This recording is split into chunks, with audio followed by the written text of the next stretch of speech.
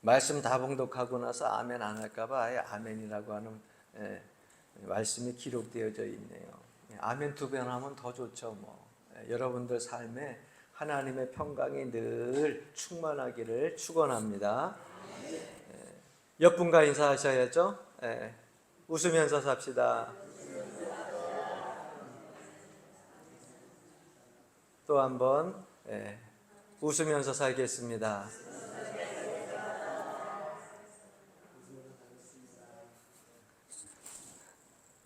웃으면서 살겠다 그러면서 안 웃으시는 분이 아직 있는데 영국에 줄리안 모리스라고 하는 괴팍한 부자 한 사람이 있었습니다. 그는 어린 시절에 미아가 되어서 거린 생활을 한동안 했습니다. 그러던 어느 날 자기가 굉장한 부자의 아들이라고 하는 사실을 알게 되고 그 사실이 사회에서 밝혀지고 그리고 이 미아로 거지같이 살던 이 사람은 결국 그 집의 아들로 들어가게 됩니다. 그래서 억만장자의 그러한 아들이 되어서 이제는 삶 속에 있어서 좀 여유롭고 풍요롭고 또 사치스러운 생활도 할 수 있는 아주 좋은 그러한 가정에서 살게 되었는데 이 사람이 조금 이상한 행동을 하는 거예요. 어떤 이상한 행동을 하냐면 아침이나 저녁만 되면은 이전에 거린 생활, 거지 생활 할 때 먹고 살기 위해서 비누도 팔고 샴푸도 팔고 면도기도 팔고 들고 다니면서 그 길거리에서 사람들에게 그것을 팔고 그것으로 하루 끼니를 때우면서 살던 그때의 모습을 잃어버리지 않고 부자의 아들이 되었음에도 불구하고 아침 저녁으로 나가가지고서 그것을 팔기 시작을 합니다. 그러다가도 또 어느 날은 가끔 자기에게 주어진 초호화 그 주택에서 또 그 초호화 자동차를 끌고 아주 고급진 레스토랑에 가가지고서 초호화 음식을 그렇게 먹고 그리고 나선 또 그 다음날 면도기 들고 샴푸 들고 비누 들고 거린 생활을 계속 하게 됩니다. 그래서 사람들이 그를 보면서 참 이상한 사람이다. 저렇게 부유한 가정의 아들로 이제는 살아가도 되는데 왜 아직도 저러고 살고 있는가. 그런데 이 사람은 자기가 그러고 싶어서 그런 것이 아니라 오랜 동안 그렇게 미아 어린 시절부터 거지 생활을 하면서 살아왔기 때문에 이것이 습관이 되고 몸이 배어가지고서 가끔 자기가 부잣집의 아들이라고 하는 것을 잃어버리는 거예요. 그래서 이전의 거지 생활처럼 그렇게 살아가는 그런 모습을 모든 사람들에게 행동으로 보인다고 하는 겁니다. 저는 이 줄리안 모리스라고 하는 이 한 사람의 인생을 보면서 오늘 이 시대를 살아가는 그리스도인들의 모습이 어쩌면 비슷한 면이 있지 않는가 하는 생각을 해보게 됩니다. 예배 드리는 순간 다 우리는 하나님의 왕자, 하나님의 공주, 하나님의 자녀로 하나님께로부터 부름받아서 너무나도 하나님 앞에서 기쁨으로 감사하며 찬양과 경배를 드리는데 말씀을 통해서 은혜 가운데 거하고 진리의 말씀을 통해서 새 힘을 얻고 용기 백배에서 돌아가는데 이상하게도 하나님 앞에 예배 드릴 때 그 보여졌던 왕자나 그리고 공주의 모습, 자녀의 모습은 어디 간 데 없고 세상에 나가자마자 거린처럼 살기 시작합니다. 모든 삶에 있어서 주눅들고 모든 삶에 있어가지고 항상 부족한 것처럼 없는 것처럼 매일 불평과 불만 속에서 그렇게 살아가고 있다고 하는 거예요. 줄리안 모리스라고 하는 사람과 우리 그리스도인들과 별 다른 그러한 삶이 아니라는 생각을 해보게 됩니다. 근데 사도 바울이 그러한 그리스도인의 삶의 모습을 보면서 왜 예수 그리스도를 믿고 살면서 그 안에서 참된 부여와 풍성함을 누리지 못하고 저렇게 살아갈까? 그 모습이 너무 안타까워서 사도 바울이 에베소 교회에 이 땅에서도 하나님의 풍성함과 그리고 하나님의 충만하신 그 풍요로운 삶을 얼마든지 살 수 있다라고 하는 것을 저희들에게 알려주기 위해서 저들을 향하여서 기도했던 기도의 그 문들을 에베소 교회에게 편지로 전하는 것입니다. 그게 바로 에베소 서신이에요. 그래서 여러분 에베소서를 혹시라도 시간이 되시는 분들은 이번 주에 가서 가정에서 한 번씩 1장부터 쭉 살펴보세요. 그러면 두 단어가 유독 강조되면서 많이 드러날 것입니다. 하나는 풍성이라고 하는 단어, 하나는 충만이라고 하는 단어. 이 단어가 계속해서 여러분 눈에 아마 읽혀질 겁니다. 풍성이라고 하는 것은 양적인 것을 이야기하고 충만이라고 하는 것은 질적인 것을 이야기하는 거예요. 그래서 에베소 교인들에게 믿음으로 사는 백성들이 이 땅에서도 풍성하고 그리고 충만한 삶을 살 수 있다. 그리고 그들을 위해서 기도하는 내용이 오늘 본문 말씀 시작되어지는 말씀이에요. 자, 오늘 14절 15절 말씀 보게 되면 이러므로 내가 하늘과 땅에 있는 각 족속에게 이름을 주신 아버지 앞에 무릎을 꿇고 비노니. 여러분 보십시오. 하나님의 모든 가족은 두 곳으로 나뉘어져요. 여기에 보니까 하늘과 땅에 있는 각 족속에게 이렇게 사도 바울의 기도의 내용이 시작되어지는데 하나님의 가족은요 두 가족으로 나눠져요. 어떻게 나눠지느냐? 하나는 이 세상에서의 선한 싸움을 끝내고 주님 품에 안기어서 안식과 평화를 누리면서 그곳에서 영화로운 모습으로 살고 있는 천성의 백성들. 그 사람들은 이미 이 땅에서의 모든 고난과 역경을 다 끝내고 영화로운 곳에서 기쁨으로 하나님을 찬양하면서 영화로운 삶을 천성에서 살고 있어요. 그들도 역시 하나님의 가족이에요. 또 한 가족은 어떠냐? 아직도 이 땅에서 살면서 천성에 갈 것을 기대하고 바라면서 믿음으로 소망 가운데 사는 이 땅의 백성들.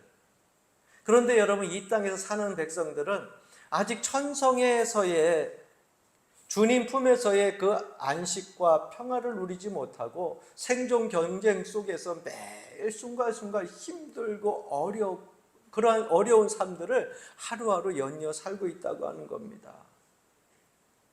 어떨 때는 빈궁한 삶을 살고 어떨 때는 상처받은 삶을 살고 어떨 때는 연약한 그런 모습으로 전전긍긍하면서 하루하루를 살고 있다고 하는 겁니다. 그래서 하늘에 있는 가족뿐만 아니라 이 땅에 믿음 생활하는 여러분들을 위하여서도 사도 바울이 기도하는데 천성에 있는 그 하나님의 가족뿐만 아니라 이 땅에 사는 그리스도인들도 하나님의 사랑으로 충만해서 그 은혜 안에서 풍성하고 풍요한 삶을 누릴 수 있기를 기도한다고 말하고 있는 겁니다.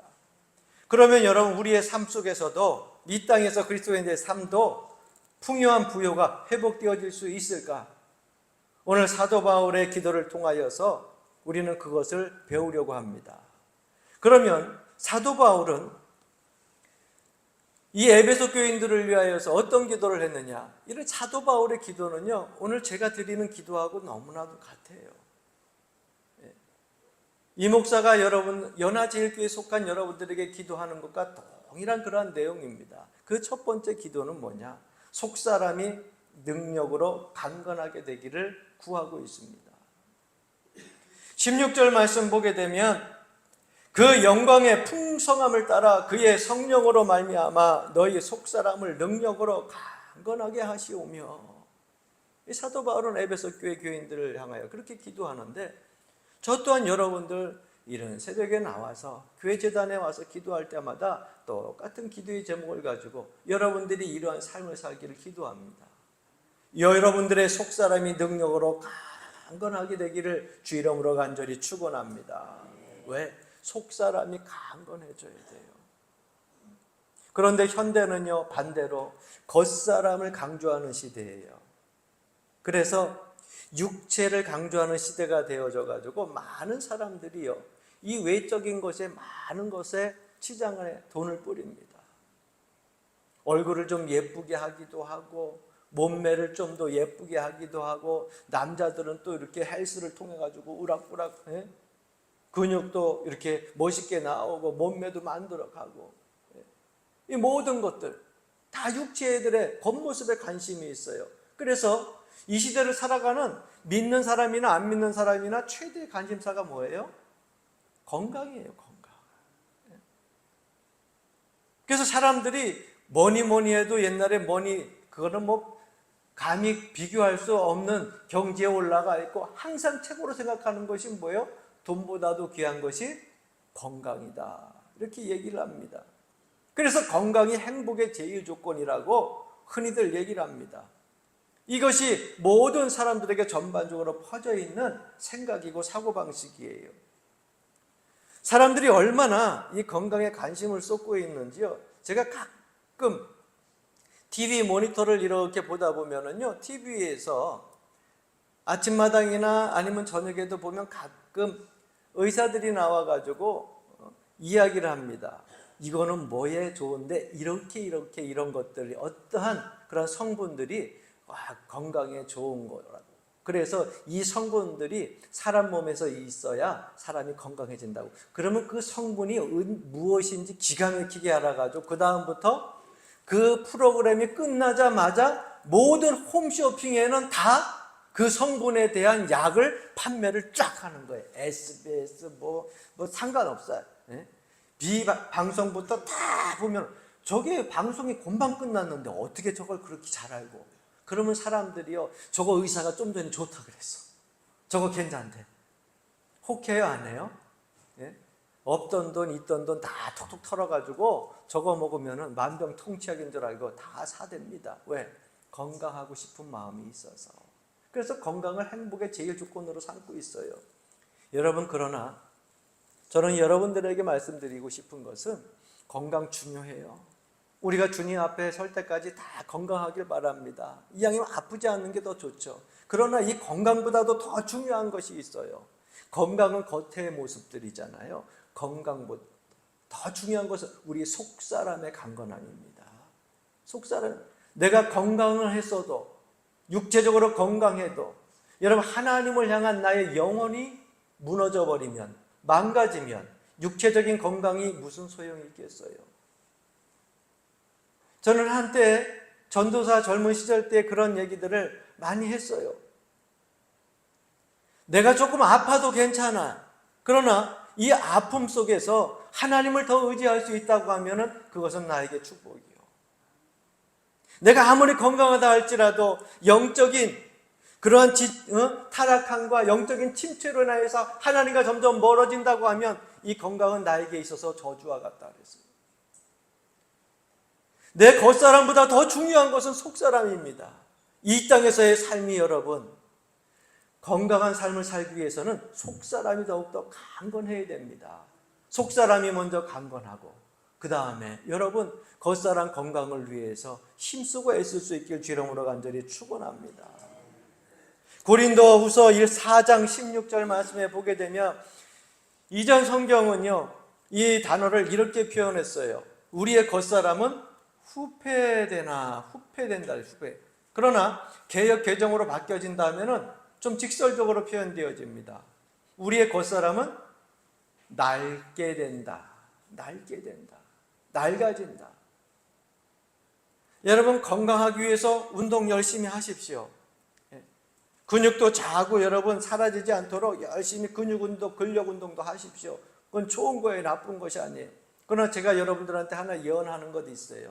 분명한 사실 하나는 여러분들이 열심히 운동해서 근력도 생기고 건강하지만 1년, 2년, 3년 가도 아무리 건강을 가지고 있어도 여러분들의 육체는 낡게 됩니다. 운동을 많이 해도 건강을 유지할 수 있어도 육체는요 계속해서 낡게 될 수밖에 없어요. 요즘 가끔 여러분 앉았다 일어나면 하는 소리들이 있죠. 아이고 하는 소리들이 일어나는. 여러분 20대, 10대 여러분 일어나면서 아이고 소리 해보셨어요? 30대 돼도 안 해요.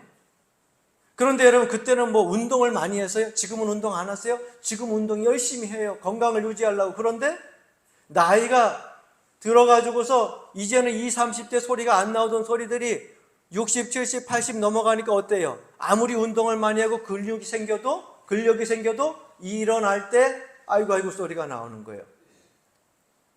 아무리 운동을 많이 해도 우리의 육신은 낡게 돼 있어요. 그래서 사도 바울은 우리의 겉사람은 낡아지나 우리의 속사람은 날로 새로워지도다, 이렇게 말씀하고 있어요. 우리의 육체는 아무리 건강해지려고 노력을 해도 세월이 가면은 낡게 돼 있어요. 주님 품에 안길 그날을 기대하면서 주님이 부르실 그날이 가까워지면 가까워질수록 우리의 육체는 낡아지게 돼 있어요.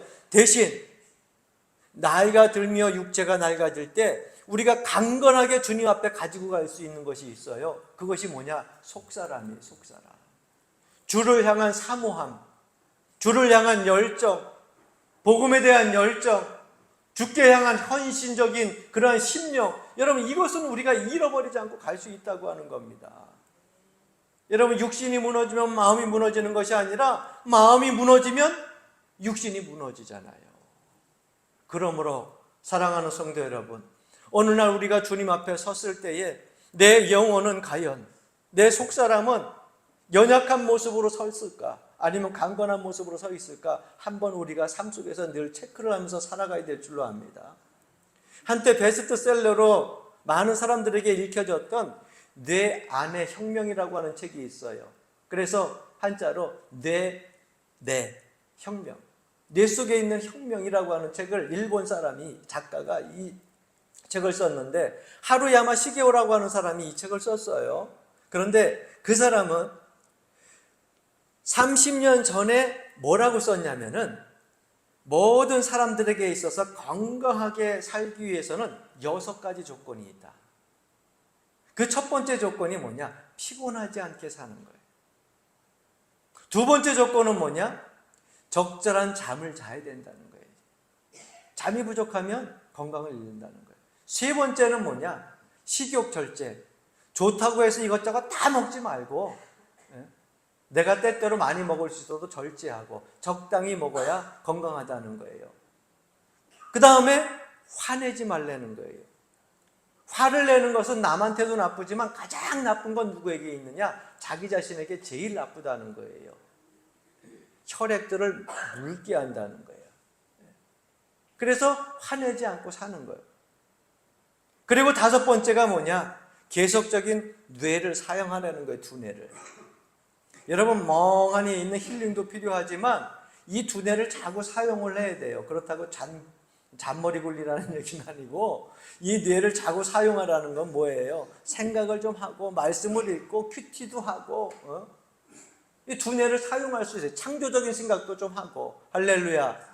그래야 건강하다는 거예요. 그리고 마지막 6번째가 운동이에요. 이 6가지 조건을 구비하고 있으면 건강한 삶을 살 수 있다 하면서 각 한 가지 한 가지에다가 10에서 20%의 퍼센티지를 매겼어요. 거의 비슷하게. 그런데 놀라운 사실은 30년 후에 그가 다시 한번 뇌 혁명, 뇌 안의 혁명의 이 책을 다시금 썼는데 거기에는 한 가지 더 첨가가 됐습니다. 그것이 무엇이냐? 한번 따라해 봅시다. 마음의 평안. 30년 전에는 그 책을 쓸 때 왜 몰랐을까? 운동하면, 적절한 잠을 자면, 화내지 않으면, 피곤하지 않으면 건강할 줄 알았는데, 그런데 30년 후에 하나 더 포함을 시킨 게 7번째 포함된 것이 마음의 평안이에요. 그래서 마음의 평안을 30년 후에 그 뇌내의 혁명이라고 하는 책에 썼는데, 이 마음의 평안에다가 퍼센티지를 몇 퍼센트를 넣는 줄 아세요? 55%. 피곤하게 살지 않는 거, 화내지 않는 거, 적절한 잠을 자는 거, 음식 절제하는 거, 뭐 등등 다, 이거 6가지를 다 합쳐도 마음의 평안보다 크지 않아요. 가장 건강한 삶을 유지하는 것은 뭐냐? 마음의 평안이라고 하는 거예요. 여러분, 성경에서 사도 바울은 그것을 이미 알았어요. 그래서 속사람의 부요를, 풍성을 위하여서 에베소 교인들을 위해서 기도하는 겁니다. 여러분 마음 상태는 어떻습니까? 오늘 주의 거룩한 성전에 이렇게 나와서 예배하는 여러분들의 마음은 어떠세요? 하나님의 사랑과 은혜로 풍성해지는 그러한 시간들 되기를 주 이름으로 간절히 축원합니다. 사모하는 것만큼 하나님의 사랑과 은혜는 우리의 심령 속에 부어지는 거예요. 메마른 스펀지일수록 여러분 물을 적실 때 더 많은 물들을 빨아들이는 거예요. 그래서 너희 속사람을 능력으로 강건하게 하시오며, 이렇게 사도 바울은 기도하고 있습니다. 우리의 속사람이 능력으로 강건하게 되려면 어떻게 해야 될까요? 하나님의 은총의 선물들을 계속 받아야 됩니다. 계속 받아야 돼요. 여러분 집집마다 쓰레기를 버릴 때에 구격 봉투가 있을 거예요. 그 구격 봉투가 있는데 그 구격 봉투에다가 쓰레기를 담을 때 여러분 봉투가 튼튼하지 못하면 쓰레기를 담다가 이 쓰레기 봉투가 어떻게 돼요? 찢어져. 그러면 길거리에 다 흘리게 되는 거예요. 그래서 하나님의 은총이라고 하는 것, 하나님의 은혜라고 하는 것을 자꾸 받아야 되는 것은 왜 받아야 되느냐? 내가 여러분 하나님의 은혜를 받을 수 있는 그러한 은혜를 이렇게 받을 수 있는 속사람이 강건해야 그걸 많이 받을 수 있는 거예요. 내가 속사람이 강건치 못하게 되면 하나님의 은혜를 받으면 자꾸 쏟아버려요. 내가 하나님께서 주신 은혜를 감당할 수 있어야 될 거 아니에요. 안 그러면 터져버리는데, 찢어져 버리는데, 약해서. 그래서 내가 속사람이 강건해지려면 하나님의 은혜를 많이 받아야 되고, 속사람이 강건해질 때 그 은총과 은혜를 더 많이 받을 수 있게 된다고 하는 겁니다. 이런 것들이 공급받는 원천이 어디에 있느냐? 16절 말씀 보니까 그 영광의 풍성함을 따라 이렇게 말씀하고 있어요. 어떤 학자는 이 말씀을 영광의 풍성함으로부터 이렇게 얘기하지 않고 왜 영광의 풍성함을 따라라고 했는지에 주목할 필요가 있다고 이야기를 합니다. 내가 백만장자여 가지고서 어떤 젊은 친구에게 장학금을 빌려줘요. 근데 장학금이 얼마 필요하냐 했더니 1,000만 원이 필요하대. 그럼 나에게 있는 것으로부터 그 사람에게 주는 거예요. 이것이 부터예요. 그런데 영광의 풍성함을 따라라고 하는 것은 뭐냐? 이것을 한 번 주고 끝나는 것이 아니에요. 풍성함을 따라, 주님의 그 풍성함이라고 하는 것은요 한정되어 있지가 않아요. 우리의 풍성함은 한정되어 있는데 주님의 풍성함은 한정되어 있지 않아요. 무한해요. 그래서 그때마다 오늘도 주고 내일도 주고 1년 뒤에도 주고 10년 뒤에도 주고 계속해서 풍성함을 따라서 계속해서 하나님께서 그 풍성에 따라서 은혜를 주신다는 거예요. 그 은혜를 여러분들이 받고 살 때에 내 속사람이 더욱더 강건해지는 것입니다. 내 속사람이 강건해지게 되면 성령을 의지하며 살게 되고요. 성령의 막힘, 성령과의 교통, 이런 것들이 막힘의 교통이 없이 하나님 은혜 가운데 부어지는 그 사랑 속에서 살게 되는 겁니다. 여러분 행복의 중요한 조건이 건강이라고 하지만 건강보다 더 중요한 행복의 조건이 있는데 바로 속사람의 강건이에요. 저는 우리 교인들이 무엇보다도 사랑의 풍성함으로 속사람이 강건해지기를 주 이름으로 간절히 축원합니다. 두 번째 기도하는 내용은 그리스도가 우리의 마음을 주장하시기를 구합니다. 17절 말씀 보니까 믿음으로 말미암아 그리스도께서 너희 마음에 계시게 하시옵고. 누가요? 그리스도 예수가 내 마음에 너희 마음에 계시기를 기도했다는 거예요.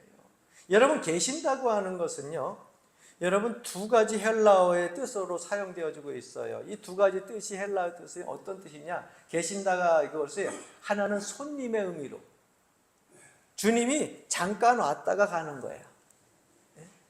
또 한 가지 의미는 뭐냐?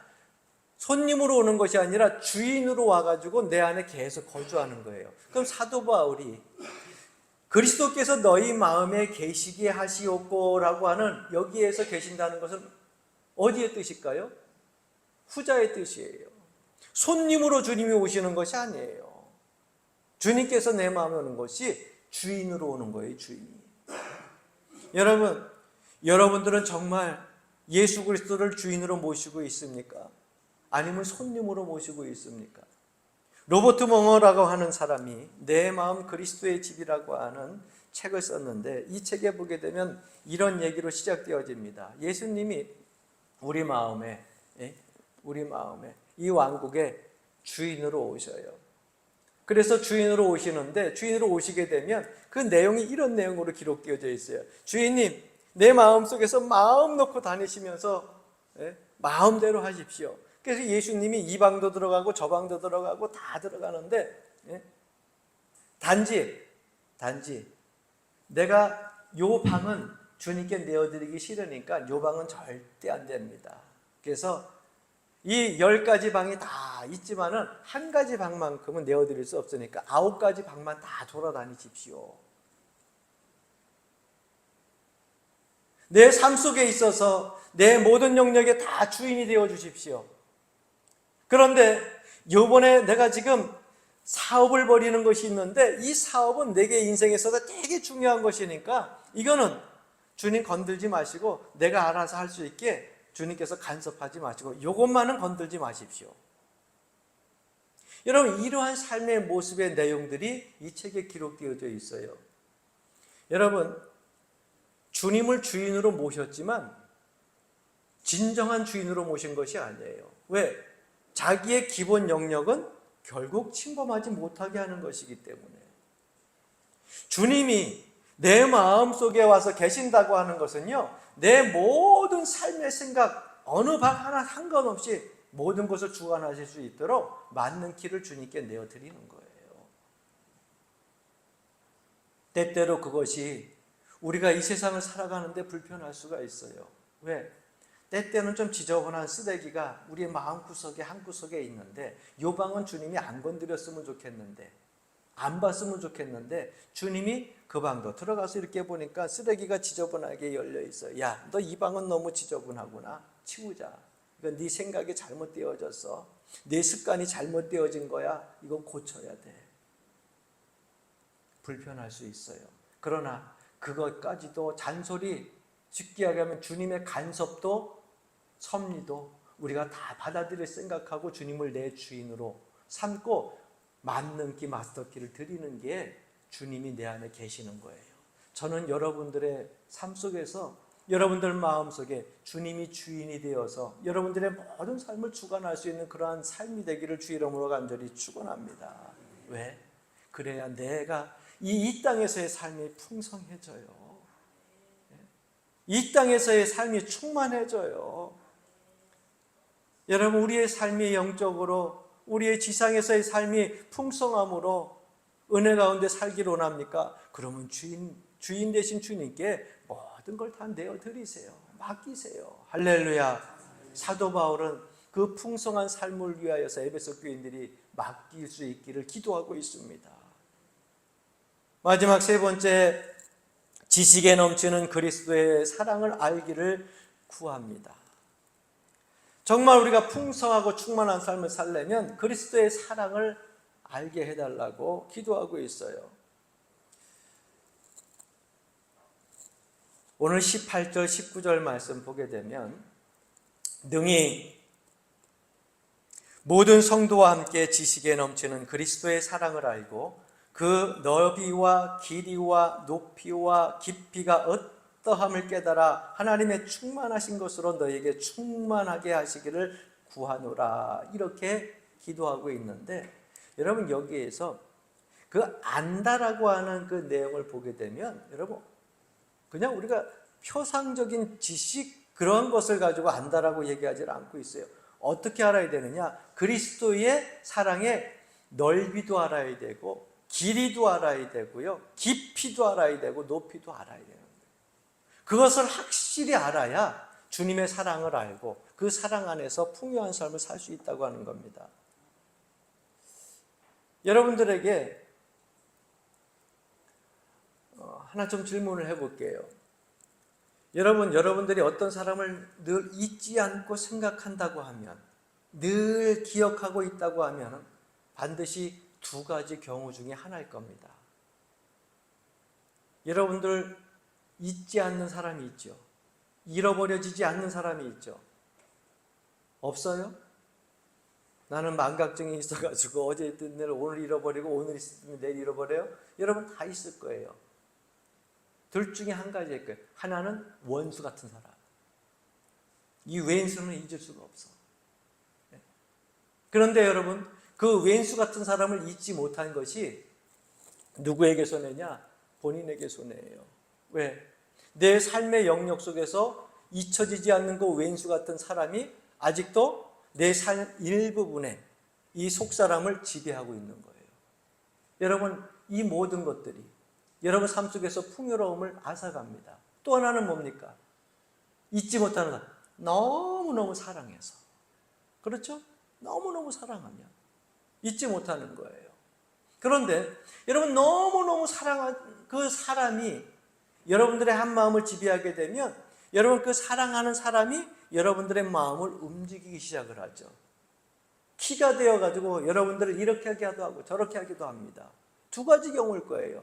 그런데 그 사랑이 여러분 주님께 향하여지기를 진심으로 간절히 축원합니다. 옛날 20, 30대 한참 막 저희들 결혼할 때에 우리 어른들이 하시는 말들이 있었어요. 먼저 결혼하신 분들이 그런 얘기들을 한 적이 있어요. 요즘쯤에 한번 또 따라 하셔야 될 것 같아요. 따라해 봅시다. 결혼은 사랑의 무덤이다. 요즘엔 그런데 이런 얘기 없잖아요. 그런데 20, 30대 이런 얘기들 많이들 했거든요. 제가 결혼할 때. 그래서 결혼은 사랑의 무덤이다. 결혼하면 사랑이 다 사라지고 식어지고 없어지고 불타는 감정도 다 없어지고 결혼은 다 사랑의 무덤이다. 그렇게 얘기를 했는데 참 이상한 것은 여러분 어떠세요? 정말 결혼은 사랑의 무덤이라고 생각하세요? 아니래. 참 얼마나 감사해. 결혼은 사랑의 무덤이라고 생각하는 사람들이 그렇게 얘기를 하지만 이상하게 나이가 들면 점점점 많은 사람들은요 한 사람만 바라보면서 살게 돼 있어요. 참 놀라운 사실 같아요. 젊었을 때는 저 사람도 눈에 보이고 이 사람도 보이고 다 보이는데 결혼하고서 나이가 들으니까 어때요? 한 사람만 자꾸 보이죠. 그 사람이 뭡니까? 일평생 살아온 사람만 보이게 되는 거예요. 그래서 그 사람이 여러분들의 마음을 어떻게 해요? 지배하는 거예요. 그게 여러분 부부 간의 사랑이고요. 가족 간의 사랑입니다. 여러분 가정들이 다 이와 같은 사랑으로 가득 채워지길 주 이름으로 간절히 축원합니다. 제가 이 나훈아라고 하는 가수가 이제 은퇴를 했잖아요. 그래서 마지막 은퇴에 콘서트를 하면서 돌아다녀가지고 곡들을 보니까 곡들이 얼마나 주옥 같은 곡들이 많은지 몰라요. 난 그분이 이런 곡을 불렀는지도 몰랐는데 수많은 곡들을 불렀는데 요즘에 젊은 세대들이 그 곡을 다시 불러가지고 다시금 많은 사람들에게 인기 끄는 곡들이 있더라고요. 그런데 아주 옛날 곡에 이런 가사가 있는 노래가 있더라고요. 그래서 저는 요즘에 이 가사를 잘 붙이면 찬송가에도 쓸 수 있겠다라는 생각을 해봐요. 그래서 참부가 이렇게 하면 어떨까 하는 생각을 해보는데 나훈아의 사랑이라고 하는 노래가 있어요. 아시는 분들은 다 아시다시피 이 세상에 하나밖에 이렇게 하면서 둘도 없는 이런 내 여인아 이 가사 있잖아요. 보고 또 봐도 또 쳐다봐도 싫지 않은 내 사랑아 이러면서 가사를 부르는데 노래는 그 사람 오늘 평도 노래도 잘하지만 가사 내용이 이전에는 그 트로트 가사들이 들어왔어요. 근데 지금은 그 가사들이요 쏙쏙 들어와. 여러분 사랑하게 되면 사랑하는 사람이 내 마음을 지배하고 다스리게 됩니다. 사랑하는 사람이 마음 아파하고 상처하면 내 마음이 아프고 상처가 되는 거예요. 사랑하는 사람이 기뻐하고 즐거워하고 행복하면 내 마음이 기쁘고 즐겁고 행복해지잖아요. 여러분, 그래서 사도 바울이 같은 뜻으로 오늘 본문 말씀 속에서 그렇게 기도하는 겁니다. 나의 사랑하는 에베소 교인 여러분들이 그리스도의 사랑을 알기를 간절히 기도합니다. 그 그리스도의 사랑의 깊이를, 넓이를, 길이를, 높이를 정말 간절히 알기를 기도합니다. 저는 여러분들이 그리스도의 사랑을 좀 알았으면 좋겠습니다 라고 하는 그러한 기도를 하는 거예요. 그러면 여러분, 그리스도의 사랑의 넓이, 깊이, 길이, 높이를 한번 여러분들에게 잠깐 말씀드릴게요. 넓이를 생각해 보자고요. 하나님이 저만 사랑하셨어요? 여러분만 사랑하셨어요? 요한복음 3장 16절에 보면 하나님의 사랑의 넓이는 어떠하냐? 하나님이 세상을, 이 세상, 그 넓이, 누구도 빠짐없이 세상에 속한 모든 사람들을 어떻게 했다고요? 사랑했다고요. 이게 하나님의 사랑의 넓이에요. 그러면 길이는요? 요한복음 13장 1절에 보니까 자기 사람들을 사랑하시되 인간의 사랑은 가다가 끝나더라고요. 가다가 멈추고요.